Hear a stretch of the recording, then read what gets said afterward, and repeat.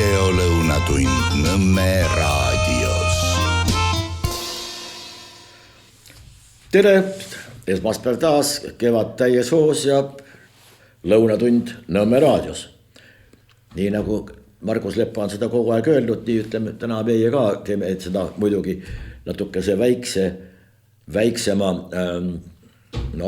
meisterlikkusega loomulikult, aga no ei saa üks tõbi igavene olla, kunagi ta tuleb ikka tagasi ja ütleb ise selle äärmiselt reipal vaimul öeldud lõunatund Nõmme raadios või kuidas see tal käis, et ei oskagi täpselt järgi teha. Aga täname veel kord kõiki toetajaid, loodame, et teid tuleb natukene juurde ka raadiol, natukene raskem aeg praegu ja lisaks hea soovijatele on olemas ka need, kes alati kõigele ainult hukku ja hävingut soovivad.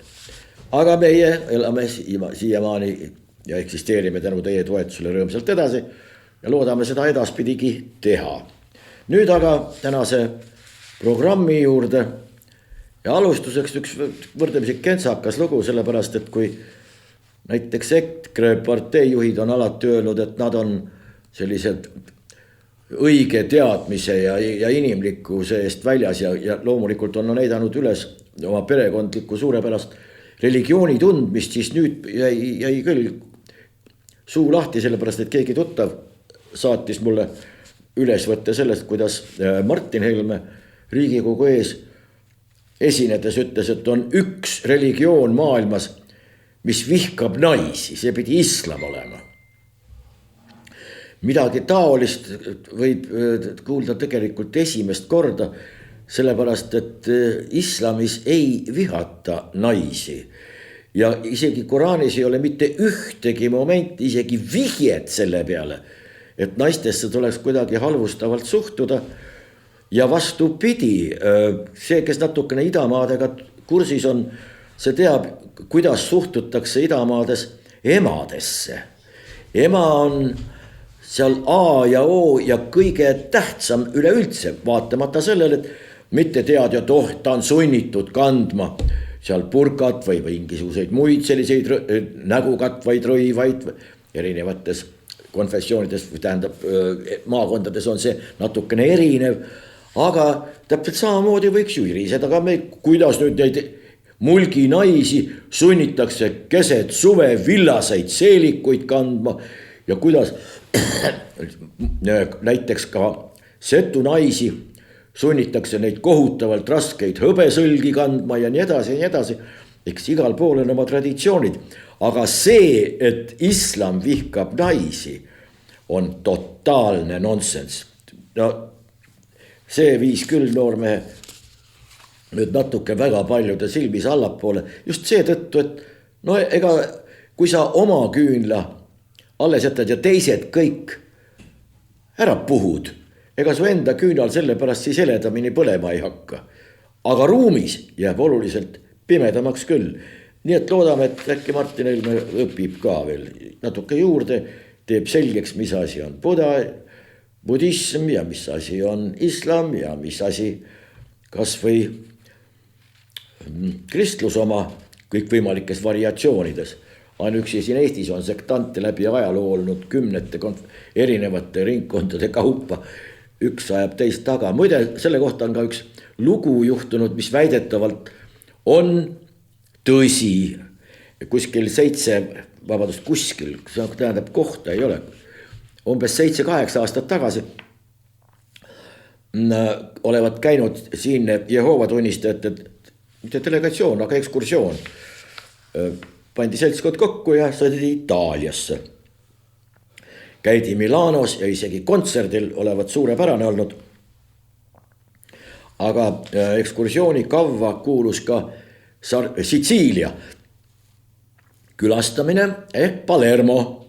Mindi siis Palermosse ja kohalik siinne tähendab. Jehoova tunnistaja oli kohaliku käest küsinud, et kas teil ka siin Jehoova tunnistajaid on? Too raputanud peaga ja teatanud, et ei ole. Meie omale on ikka edasi uurinud, aga miks teil Jehoova tunnistajaid ei ole? Selle peale mees palju tähenduslikult vaikinud ja teatanud see peale. Teate, meil ei sallita siin üldse mingeid tunnistajaid. no ja oligi jutt lõppenud ja selgitus täiesti ammendav. Nii, aga Oidsalu ütleb meile niimoodi: raha suunamine tuleviku võimetesse on hea otsus Eesti kaitsetööstusele. See lause on mitmetähenduslik, õige mitmes mõttes. Veel kord, me siin ei kiida heaks ega laida ühtegi mingisugust väljaütlemist. Me vaatame neid eeskätt just keeleteaduslikult ja tähenduslikust seisukohast. Nüüd raha suunamine tuleviku võimetesse. Tuleviku võimed on siis millised? Tuleviku võimed, kas tõstame rohkem mingit pommi või hüppame kaugemale või kõrgemale või sööme, joome rohkem või saame rohkem millestki aru või no mis need tuleviku võimed siis on? Ja see on hea otsus Eesti kaitsetööstusele. Mitte inimestele, keda on vaja kaitsta või isegi mitte töösturitele, vaid kaitsetööstuse jaoks. Midagi nii anonüümset annab välja mõelda. Aga samas on lause ju iseenesest igati patriootlik, igati kosser, kõlab kuidagi edumeelselt, aga ei tähenda mitte midagi. Mis asjad on, et veel kord tulevikuvõimed ja kui on kaitsetööstusele on hea otsus, aga näiteks kuidas on see loodusele, aga kuidas on inimesele, kuidas on naistele, kuidas meestele, kuidas lastele, kuidas tervetele, kuidas haigetele, kuidas vanematele, kuidas noorematele ja nii edasi, nii edasi, nii edasi. No ei ole võimalik aru saada, aga kõlab patriootlikult. See kõlab täpselt samamoodi nagu partei on ajastu või mõistus ja südametunnistus. Kusjuures tänasel päeval on need kõik need kolm üksteist välistavad terminid. Seal, kus on mõistus, seal ei ole südametunnistust ja kus on partei, seal ei ole kumbagi ja nii edasi ja nii edasi. Aga olgu. Raul Reban ütleb: Orbani Putini meelsus ning vastuseis kõigele euroopalikule Ukrainale tüütas kõik ära, vabandust, kus ja jäi vahele, lause kannatas seetõttu. Orbani Putini meelsus ja vastuseis kõigele euroopalikule ja Ukrainale tüütas kõik ära, lõpuks ka oma rahva. Esiteks, kes need kõik on, keda see ära on tüüdanud, Orbani Putini meelsus. Mis tähendab Putini meelsus? Siiamaani ei ole mitte keegi defineerinud neid väljend, mis tähendab Kremli meelsus, Putini meelsus, Trumpi meelsus, Ameerika meelsus, Senegali meelsus. See tähendab, milline see meelsus on siis lõppude lõpuks. Ja lõpuks ka oma rahva. Nüüd kõigele euroopalikule. Mida tähendab kõigele või kõik euroopalik? Kas see euroopalik on midagi sellist, mis on ühine kogu Euroopale? Tuletama meelde, Euroopas räägitakse kõige rohkem mis keelt? Vene keelt muide. Sellepärast, et enamik Venemaast, kus rahvas elab, on nimelt Euroopa osas. No mis veel euroopalik? Kas euroopalik on siis mingisugune üks uskumus või üks usk või üks religioon või üks raha või üks seisukoht või üks meelsus või mis asi on see euroopalik? Aga loosungina kõlab ju suurepäraselt. Tegelikult on siin peidus üks selline demagoogia põhiprintsiipe, mitte kas põhiprintsiipe või mitte, igal juhul üks väga oluline. Läbi ajaloo on tekkinud meil mingisugused terminid, erinevatel ajastutel erinevad, erinevate poliitiliste kordade ajal ka täpselt samamoodi erinevad. Nüüd on euroopalik.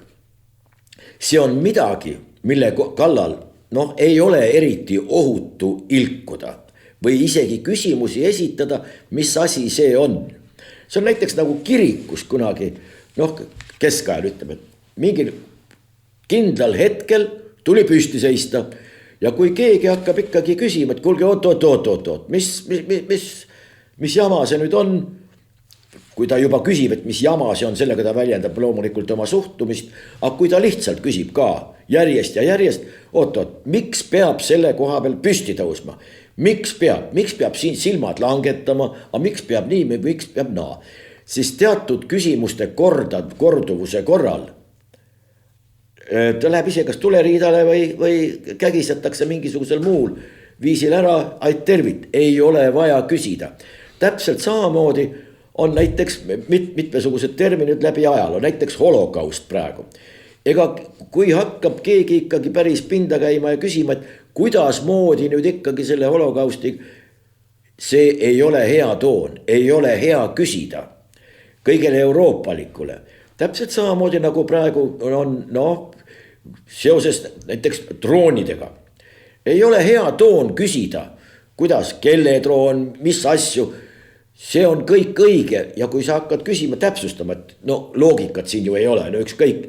Kui ta lendab sul korstnast sisse ja terve kamin lõhki lendab ja mõni inimene veel viga või surma, jumal hoidku selle eest, saab, siis on täiesti need kadunukku, seal on ükskõik kelle droon või miin ta just parasjagu sodiks tõmbas. Aga ei ole kombeks küsida ja nendele küsijatele täpselt nagu nõukogudele, et oot, mis seal Ameerika hääles, mis selle Ameerika häälega siis? Ei ole hea toon uurida, mis on. See on kapitalismi maailma igand ja kõik ja ärge hakake siin üldse seletama. Vaba Euroopa, mis vaba Euroopa, mis on? Selge oli see, et see on haisev ja mädanev kapitalism ja pole sinna vette kedagi vaja teha. Kõige rohkem karjusid seda loomulikult EKP igasugused tähtsalt võllid, kes järjekordse Tallinna laevaga Soome poole sõitsid ja sealt koormatult kõikvõimaliku tavaariga tagasi jõudsid.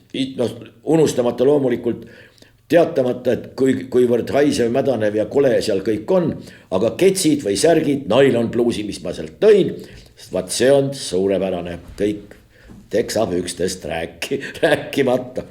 Aga on selline terminoloogia, mille kohta ei ole sobilik küsida.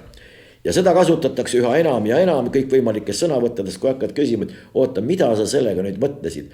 Ja poliitikute puhul eriti ja kaitstakse, tähendab, kasutatakse eeskätt just seda, mis kindlustab sulle ohutu tegutsemise. Ehk sa ei ole öelnud mitte midagi taolist, mis paneb paneb kahtlema sinu seisukohast. Raadiotes, kui te kuulete ükskõik mis jaamas, keegi räägib näiteks Venemaa agressioonist Ukraina vastu, siis igal juhul agressioonisõda, agressorriik, et jumala pärast ei tekiks mingit kahtlust selles, mis seisukohal mina on. Mina muidugi loomulikult mõistan selle hukka, vaat siin mõniga ja läheb lahti. Kõigepealt seatakse ennast ohutusse tsooni, korratakse üle see, et mina olen selline, mina olen täpselt nii, nagu praegu vaja on, nagu poliitiline doktriin ette näeb, aga need seal. Ja siis see võimaldab sul isegi midagi võib-olla välja öelda, kuna sa oled rõhutanud enne seda, et mina olen niisugune naasugune. Vahepeal on ka kapo juht, inimunud on kapo aastaraamat, nagu ikka. Riigikogu, ja ta ütleb niimoodi, Riigikogu valimistega võib oodata Venemaa mõjutustegevuse olulist kasvu. Nüüd, milles seisneb mõjutustegevus?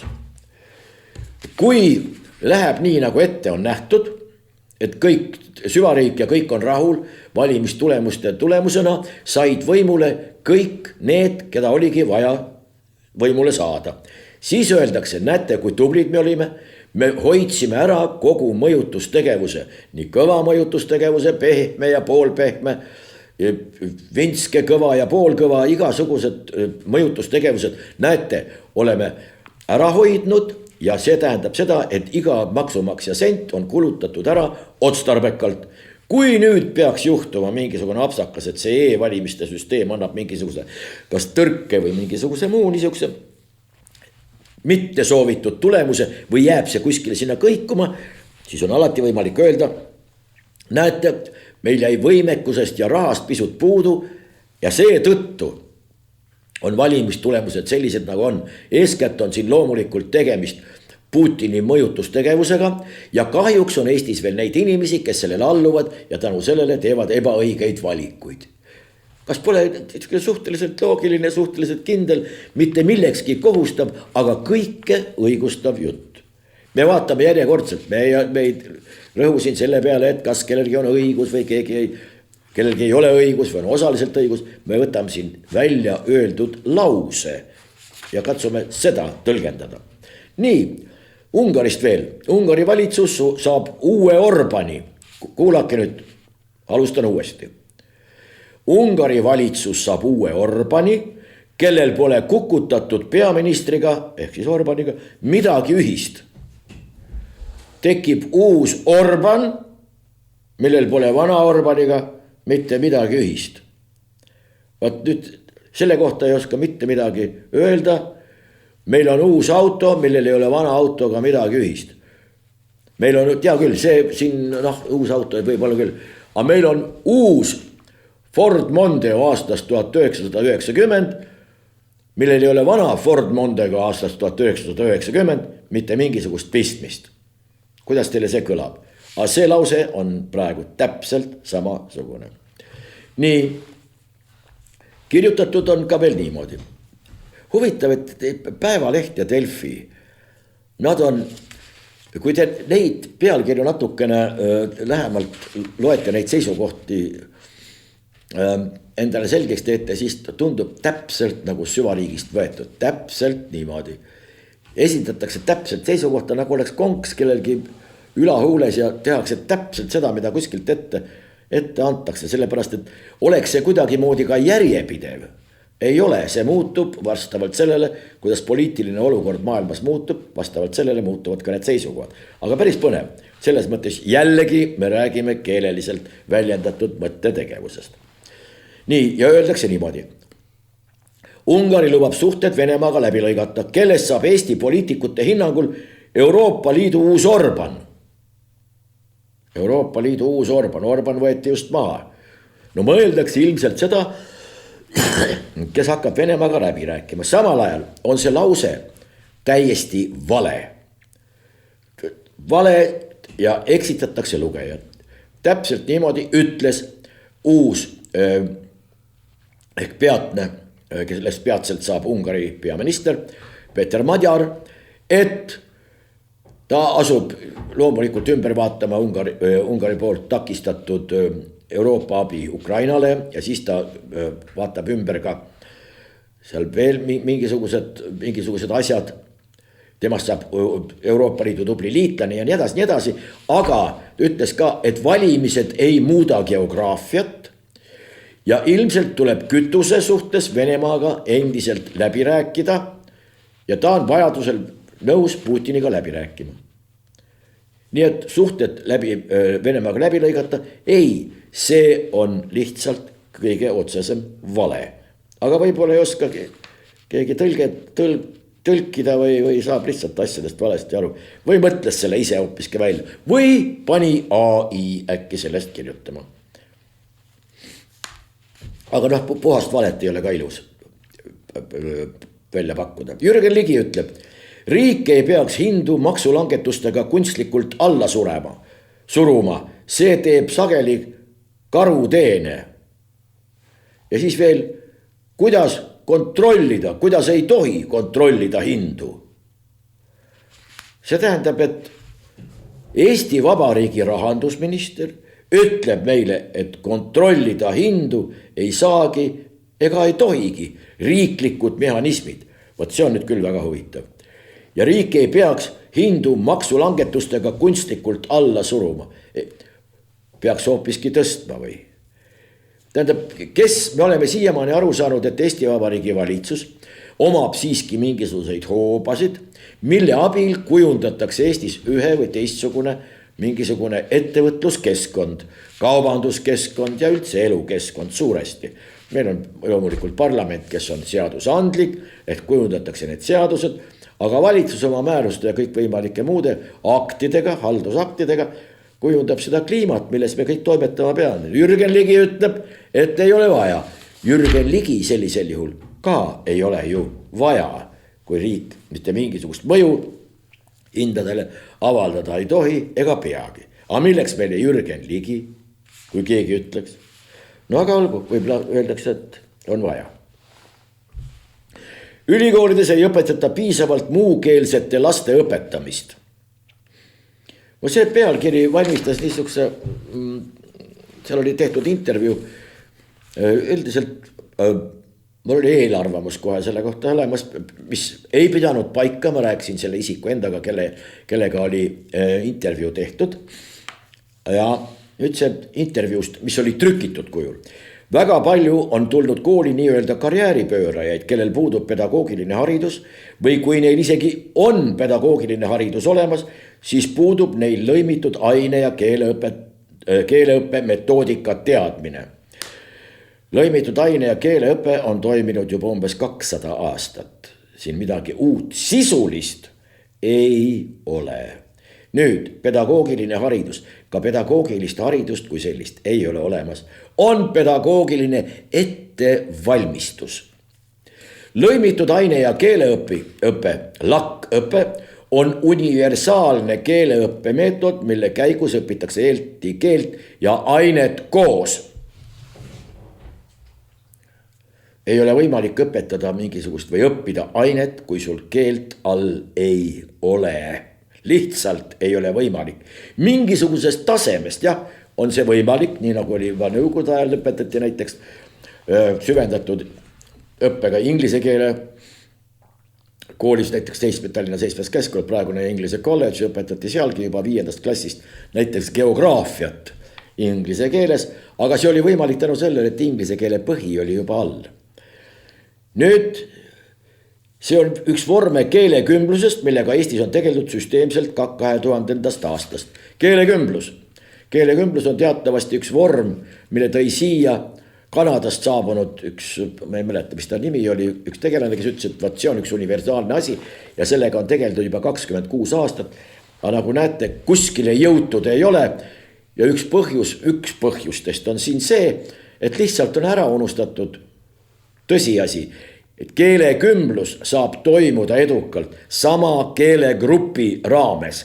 Ehk siis ukrainlane vene keeles, venekeelne ukrainakeelses keskkonnas, soomekeelne eesti keele keskkonnas ja nii edasi. See on täiesti võimalik. Muu kahjuks ei kulge. Ma helistasin, nagu ma ütlesin sellele autorile, tuli välja, et ta ei ole sõna-sõnalt mitte midagi taolist öelnud.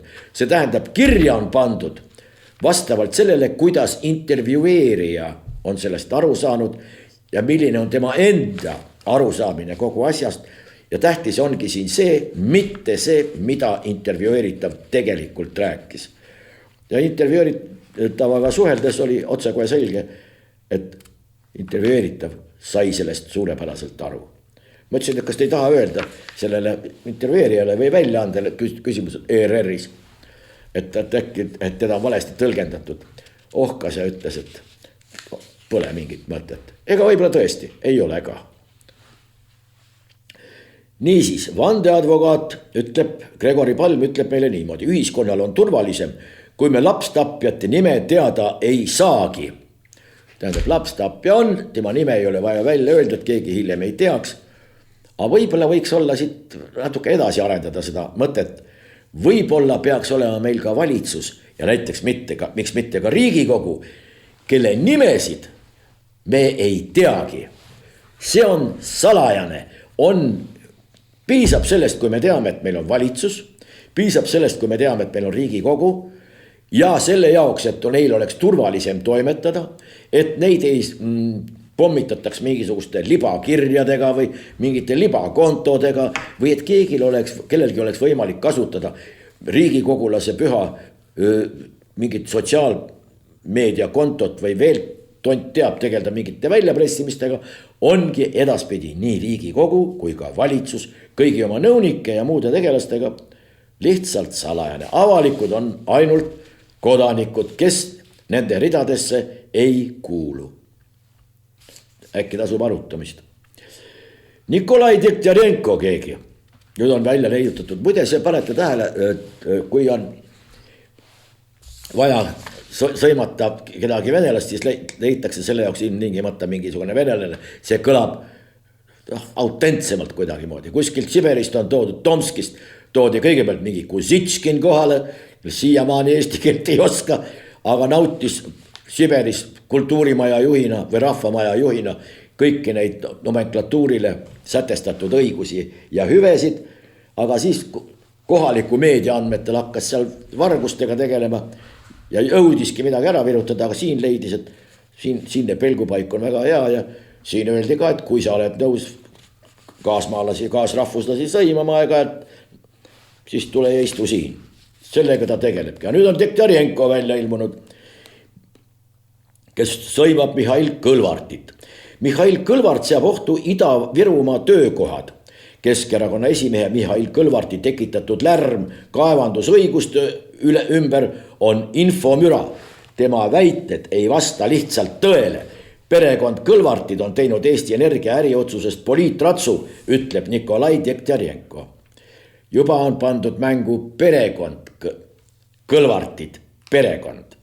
Mis see perekond siia puutub? Aga Ida-Virumaa töökohad on nüüd Kõlvart ohtu seadnud, kes alles hiljaaegu, vastavalt isegi meie massmeedia teadaannetele, vallandas 100 Ida-Virumaa kaevurit. Kas see ei olnud, mis see Kõlvartid siia puutuvad? Mitte kuidagi moodi. Aga see Dektjarjenko, see kuulub, kui see on parempoolsed. Ja nüüd on siis ühinenud kuidagi moodi ja hakanud sehkendama. Ilmselt on mingi koht soolas. Aga Dektjarjenko alles hiljaaegu viibis aastaid. Väidetavalt tegi doktoritööd, kus koha peal siin samas naabruses Peterburis. Ja võib ainult Jumal taevas teab, mis akadeemias ta seda tööd tegi ja mis laadi see töö oli. Igal juhul Kolja Dektjarjenko ei tea, kes see selline on, aga poliitratsu ette on ta ise antud juhul pandud. Võib-olla jääb sinna kapja talle ka, ei tea, aga igal juhul kuskilt on selline jällegi üles leitud. Enam kui kahtlane. Eerik-Niiles Kross ütleb meile, Narva Rahvavabariigi infooperatsioon oli suunatud eestlastele ja liitlastele. Infooperatsioonist kõigepealt, Narva Rahvavabariik. Kõigepealt teatati, et kuskil Venemaal mingisuguses väikeses grupis on midagi kuskil räägitud Narva Rahvavabariigist. Mitte keegi ei oleks sellest nii-öelda infooperatsioonist mitte midagi teadnud, kui meie oma meedia, kõikvõimalikud kanalid ja meie kõikvõimalikud ametiisikud, sealhulgas ka see nimetatud Kross, ei oleks seda teemat üles võtnud ja hakanud selle ümber lokku lööma. Mitte keegi poleks sellest teadnud ka. Ja nüüd niivõrd, kuivõrd sellest kogu aeg räägitakse, jääb mulje, et äkki on Kross selle ise tekitanud. Miks mitte? Või keegi teine löönud kuskil mingisuguse sellise asja üles. Näiteks Margus Lepa istub haigena praegu kodus ja kirjutab kuskil, võib-olla peaks äkki looma kuskil Kiviõli Rahvavabariigi. Järgmisel korral pühapäeval tulen siia teie ette, et kuulge, siin keegi kirjutab, et tahetakse juba Kiviõli Rahvavabariiki luua. Keegi kuuleb, ahaa, mis Kiviõli Rahvavabariik see niisugune on. Juba Nõmme raadio propageerib Kiviõli Rahvavabariiki. Enam pole juba üldse oluline see, et kas on keegi kuskil midagi üldse kirjutanud või kas Kiviõli linnavalitsus midagi oma suurtest plaanidest on kuulnud või mitte. Ja läheb ja lõppude lõpuks on juba mingi juhtkiri ja siis on peaminister stuudios, kus raadios või televisioonis, kes ütleb, võt sellised asjad nagu Kiviõli Rahvavabariigid ja läheb. Ja nii sageldi need asjad käivadki, aga no olgu pealegi. Me ei tea, kas oli nii või naa, ja me võtame jälle sellest keelelisest väljendusest kinni. Läänemets ütleb, jutt siis sotside pealikust. Reformierakond taandub suurte sammudega euroopalikest väärtustest. Meil oli sellest euroopalikest väärtustest juba korra juttu. Mis on siis nüüd see, millest Reformierakond taandub ja kui meil on valitsuses praegu Reformierakond, mis taandub euroopalikest väärtustest, siis on meil järelikult vahepeal mingisugune riigipööramine toime pandud. Kui ma õigesti aru saan, sellepärast, et meil on mingisugustel salapärastel, mitte kellegi poolt välja öeldud väärtustel on see asi ju püsti pandud ja kui praegu Reformierakond sellest suuresti taandub, siis jääbki niimoodi, et meil on valitsuses üks erakond ja see on, mis see on see? Eesti 200, mille toetus on 1,2%. See on vist siis ainuke, mis on truuks jäänud ja opositsioonis olev Läänemets vist. No tuleb välja, et see ka siis või ei ole. No võta sa kinni, igal päris lustik. Nüüd meedia kallutatusest on meil natukene juttu olnud ja tundub, et Postimees vist on ainukene lehemoodi leht, ükskõik, kas te olete sellega nõus või mitte. Vähemalt seal on avaldatud erinevaid seisukohti, niivõrd kuivõrd, aga siiski on. Seal on mingisugused ülevaated, seal on ka erinevaid kõikvõimalikke arvamusi, seal on arvamusi, millega saab nõustuda ja millega ei pruugi nõustuda. Seal siiski tuuakse ära maailma üldisemad suundumused ja tähendab siiski lehemoodi leht. Võib rohkem meeldida või vähem meeldida, aga täpselt nii nagu EKRE väljaanded, nemad vähemalt ütlevad, et nemad esindavad oma partei vaadet ja sellega on asi klaar, aga nüüd Päevalehe Delfi puhul on mida aeg edasi, seda rohkem selge see, kelle seisukoht maksab või milline suund on võetud. Tähendab, mingist kallutamatusest või objektiivsusest on asi väga kaugel, aga selle kaudu ilmselt saab ka aru, kuidas mõtleb tegelik korraldustiim siin Eesti Vabariigis. Juhtkiri, Delfist kõik. Tõnis Möldri saadikupuutumatus oleks võinud ära võtta. See tähendab, et oleks pidanud ära võtma. Mitte see, et Riigikogu otsustas nii või et Riigikogu oma otsustas sõltumatu või midagi taolist. Ei, oleks tulnud ära võtta. Selge, oleks tulnud kohtu alla anda, mis pärast oleks keegi teine olnud.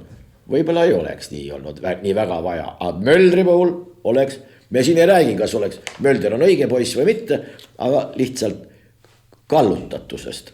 Teine, Iraanis lüüa saanud Trump peab ennast võitjaks. Nüüd, siin on juba väide, Trump on Iraanis lüüa saanud. Ei nagu oleks või ei oleks või nagu midagi saavutas või midagi ei saavutanud. Siin on väide, Iraanis on Trump lüüa saanud. See on siis, kogu see Trumpi vastasus lööb siit muidugi välja, keegi teine on õigem, aga siis siit järeldage ka kelle teenistuses see samane Delfi on. See on suurimaid takistusi rahuteel. Suurim takistus rahuteel on see, et Trump peab ennast võitjaks. Vaata, siin on juba loogika puudus. Võib-olla on see mingisugusest võõrkeelsest juhtnöörist otse tõlgitud, kuidas peaks kajastama või kuidas pealkirju peaks koostama, aga nii ta on. Tähendab, suurim takistus rahuteel on see, et Trump peab ennast võitjaks. Aga nii on kirjutatud juhtkiri. Juhtkiri teine ütleb jah Euroopa NATO-le. See on otseses seoses eelmisega. Trump on lüüa saanud, Trump enam tähtis ei ole, Trumpi kogu võit on üldse nii ja nii. Jah Euroopa NATO-le. Euroopa NATO on mis asi? Mida tähendab NATO? North Atlantic Treaty Organization ehk siis Põhja-Atlandi lepingu organisatsioon, mis puutub Euroopa Põhja-Atlandisse. Mitte kuidagi. Ja kui keegi selles mõttes on Trumpil jumala õigus, kui ta ütleb, et ta on triljonitega rahastanud, ükskõik kas see meile meeldib või mitte, on siiski varustanud triljonitega Euroopa riikide kaitsevõimet, mitte ei ole see olnud vastupidi. Aga nüüd võib-olla hakkab vastupidi minema, ei tea ja me ei taha ka siin kohal mitte midagi ennustada, vaatame aga hiljem pealkirju või kuidas seda protsessi kirjeldatakse ja räägime siis. Nii, Vene meediapäevik.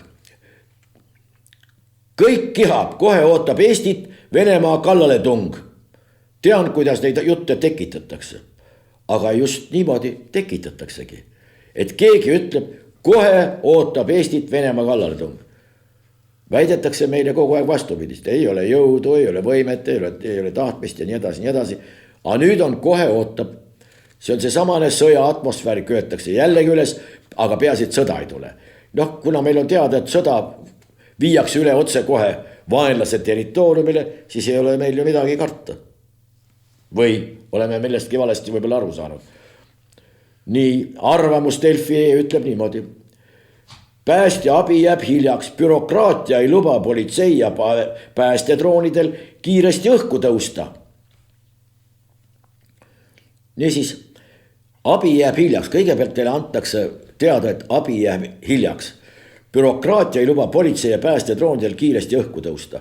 See tähendab, politseil peab olema õigus ja võimalus droonid, vajadused otse kohe õhku lasta. Praegu on mingisugune bürokraatia, seda ei luba.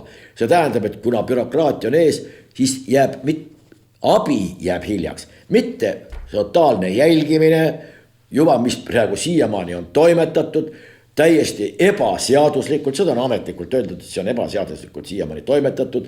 Ja ka seal teel oli ees ei mitte miski muu kui bürokraatia, mingisugune salapärane bürokraatia, mis ei lubanud millegi pärast põhiseadusest mööda minna. See on nüüd täpselt praegu tsitaat raadiost kuuldune, päris kummaline näeb see välja, aga siit loeme välja selgelt selle, politsei tahaks juurde õigust saata droon välja siis, kui nad täpselt, kui nemad omast arust seda vajalikuks peavad. Teinekord loomulikult, võib-olla ongi seda vaja, aga bürokraatia on ees. Igasugune seadusandlik akt on, praegu tundub bürokraatia ja tegutseda tahaks ju päris omatahtsid. Tuleb tunne, saadan õhku, ei tule tunne.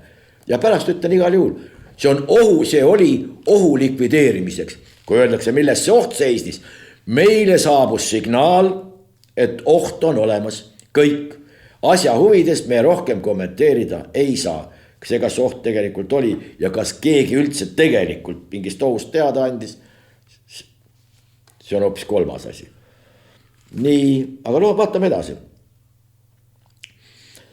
Mari-Liis Rüütsalu räägib sellest, kuidas Orbani Ungari ajakirjanduse lämmatas ja mis nüüd sellest saab. Nüüd mitmel pool on juttu olnud, et kuskil on midagi lämmatatud, siis vaadake 2. Ungaris on suhteliselt vaba ajakirjandus olnud siiamaani. Sellest on rääkinud ungarlased ise ja mitte kuskil ei ole juttu sellest, et kuskil on midagi maha surutud. Teistpidi Ukrainas, kus on aastaid juba, ja Zelenski on riigi president on tunnistanud, et demokraatia oleme pannud praegu pausile, kus on keelatud kõik opositsiooni väljaanded, kõik opositsioonilised tele, raadio ja kõik muud kanalid. Ka opositsioonilised parteid muide on keelatud. Siis seal on demokraatia, seal ei ole midagi maha surutud, küll aga on see Ukrainas niimoodi. Et ka seisukoht on selgelt võetud. Ja või teine, Õhtuleht annab meile teada otseblogi. Moskva päritolu tulistaja ründas Kiievis supermarketit, 6 inimest sai surma. Mis me pealkirjast välja loeme? Moskva päritolu tulistaja. Mis inimene on sündinud Moskva. Ma lugesin seda Ukraina enda väljaannest Strana UA, see igaüks võib sellest tutvuda. See on küll ukraina keelne, aga täiesti võimalik lugeda. Seal on kirjutatud, et isik sündis Moskvas. Elas hiljem kogu aeg Ukrainas, tegemist oli Ukraina kodanikuga.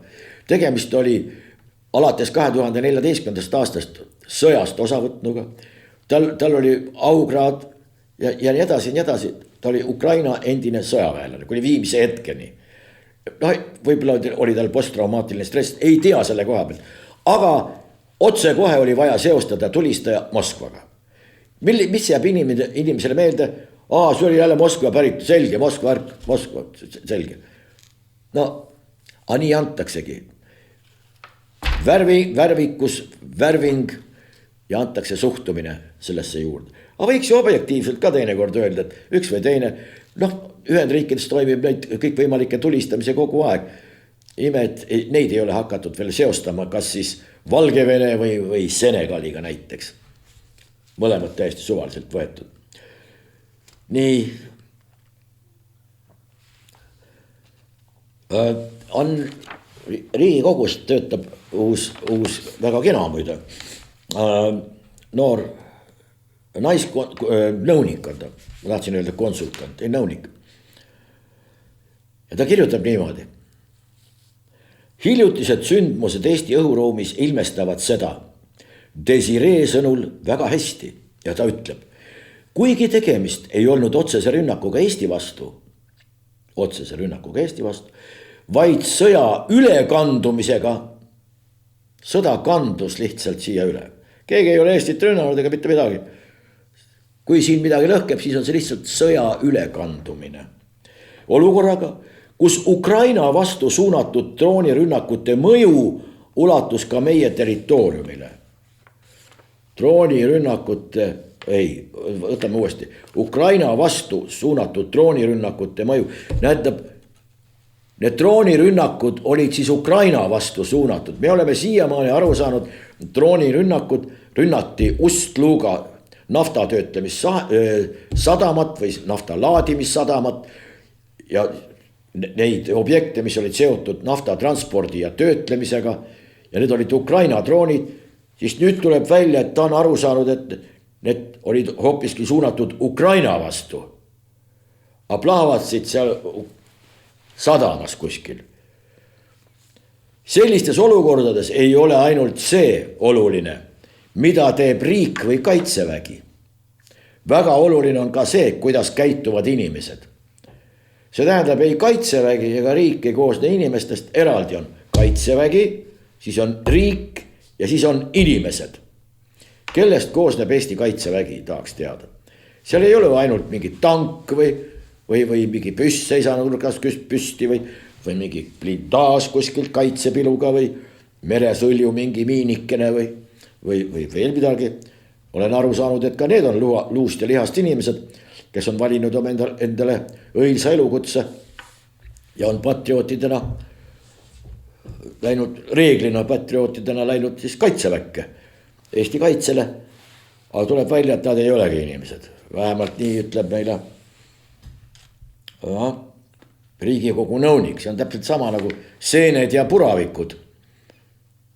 Autod ja Mercedesed, või kuidagi niimoodi.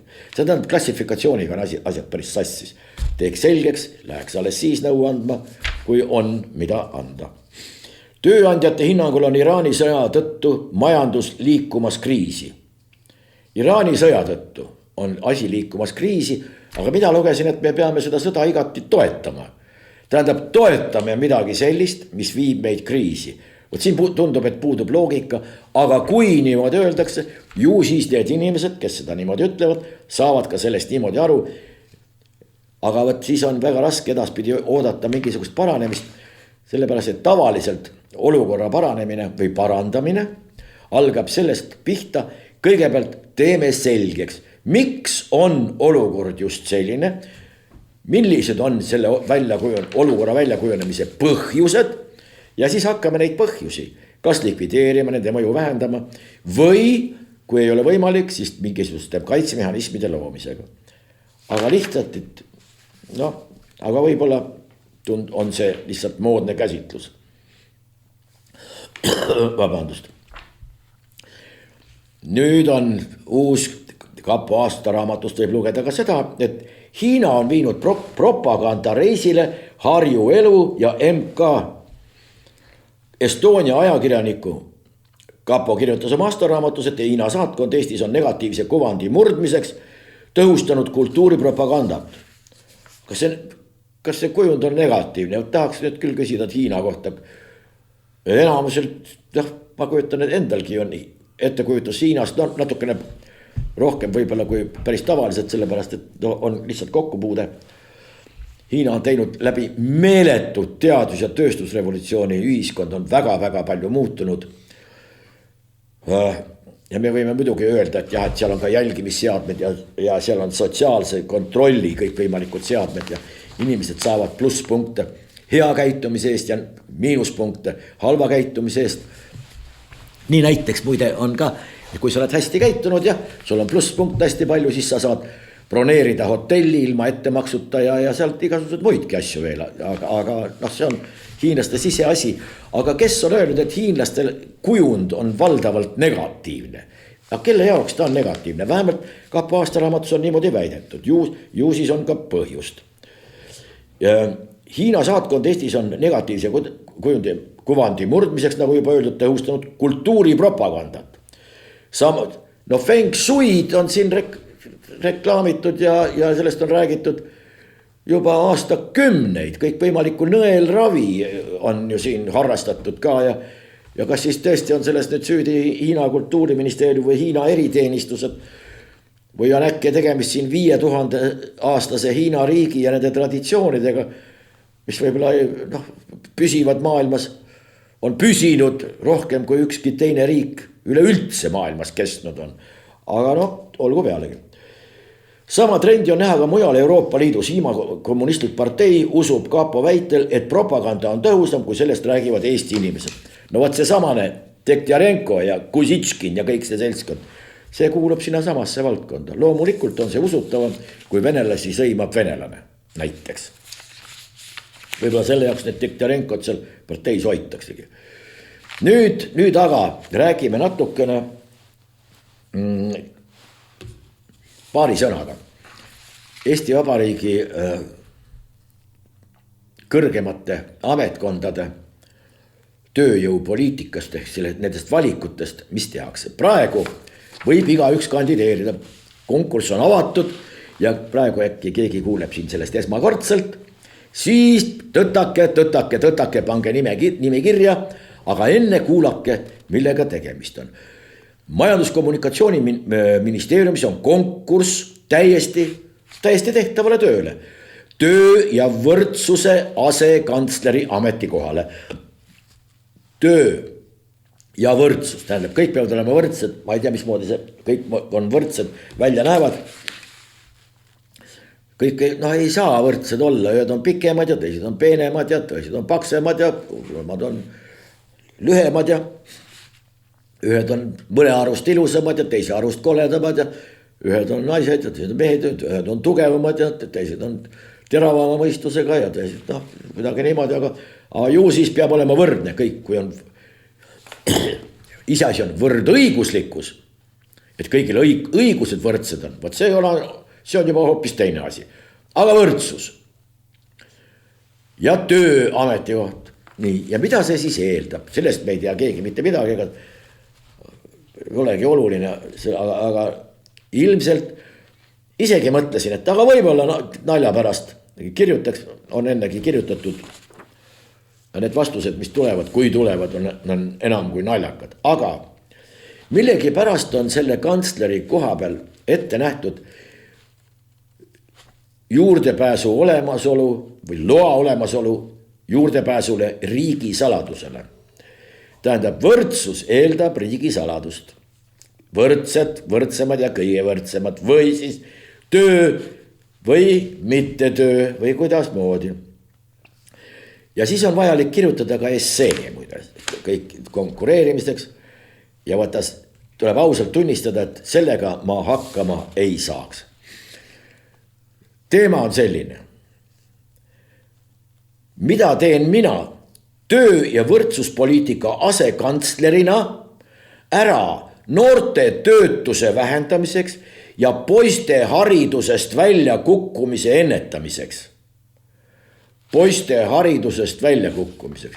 Kuidas kukub poiss välja hariduseks? Kas suurema kolksuga ja kõrgemalt kui tüdruk või tüdrukud ei kukugi, kukuvad ainult poisid välja haridusest. Kus ta siis välja kukub, kui ta haridusest? Kui inimene on haridusest välja kukkunud, kas siis hariduses on mingi auk või see haridus on nagu tsepelin, kus on auk ja sealt kukuvad siis välja poisid või mis kujul? Nüüd keegi tahaks, et keegi kirjutaks või see kandideerija kirjutaks sel teemal ja kuidas ma ennetaksin seda väljakukkumist töö- ja võrdsuspoliitika asekantslerina. Ma olen aru saanud siiamaani, et põhiliselt tegeleb nende hariduslike erivajaduste ja muude vajadustega haridusministeerium. Aga nüüd tuleb välja, et sellega tegeleb ka töö- ja võrdsuspoliitika asekantsler, vähemalt tulevane või vähemalt eeldatakse, et ta sellega tegeleb. Aga kuna on ilmselt juba keegi selle valmis kirjutanud ja keegi isik, see isik, kes on selle valmis kirjutanud nõutaval tasemel, omab ka riigisaladuse luba, siis on kandidatuur juba kinnitatud, sest neid, kes selle kirjandiga valmis saaksid ja sellele suudaksid ka mingi ratsionaalse sisu anda, ma kujutan ette, et neid isikuid Eestis eriti ei ole, võib ka ei ole neid Lätimaal näiteks, sellepärast, et see peab olema kõvasti õppinud isik. Ma võtsin kaasa muide ühe raamatu, vaatame, kas jah, minuti. Kunagi Toomas Karjahärm ja Väino Sirk on saanud muide maha suurepärase teosega. See on Eesti haritluskonna kujunemine ja ideed 1850 kuni 1917. Ja juba siis 19. sajandi keskel on peatükis kooliõpetajate konverentsid öeldud niimoodi. Liivimaa rahvakooliõpetajate 27. konverentsil, juba 27. konverentsil Valgas 2. ja 3. juulil 1875 vana kalendri järgi arutati muuhulgas Kihelkonna kooli õpetajate töökoormuse küsimust. Leiti, et õpetajal ei ole kooli vaheaega, sest ta on esiteks koolmeister, teiseks köster, kolmandaks orelimängija, neljandaks kantor on eeslaulja ja viiendaks põllumees ka veel takka pihta. Temalt oodatakse ka koorilaulu arendamist. Õpetaja on ülearu tööga koormatud, kuid ühtki neist ülesannetest ei saavat temalt ka ära võtta. Asuti seisukohale, et Kihelkonna õpetajale tuleb abilised palgata ja koolmeistrid ei tohi ühtaegu olla valla kirjutajateks lisaks veel kõigele. Ja praegu urisetakse, ei jõua sinna, ei jõua tänna, ei jõua kolmandale poole ja muide siis tol ajal osati vabalt noodikirja, solfedžot, põllukultuurid eristati, mitte ainult ei eristatud, osati neid ka külvata, väetada, lõigata, nendest kakku valmistada ja nii edasi ja nii edasi. Ja muide 1000 piires arvutati vabalt peast. Praegu küsige kelle käest, palju on 2 + 2 × 2. Saate vastuseks tingimata 8. Tegelikult on 6, kõigepealt korrutame 2 × 2 ja siis liidame 2. Õige vastus on 6. Seda teati 1850.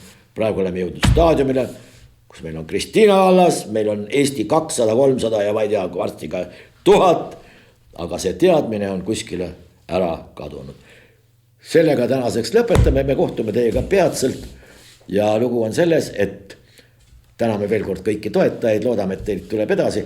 Saatke meile oma reaktsioone, mis meeldis, mis ei meeldinud, millega nõus, millega ei saa kuidagi moodi nõus olla.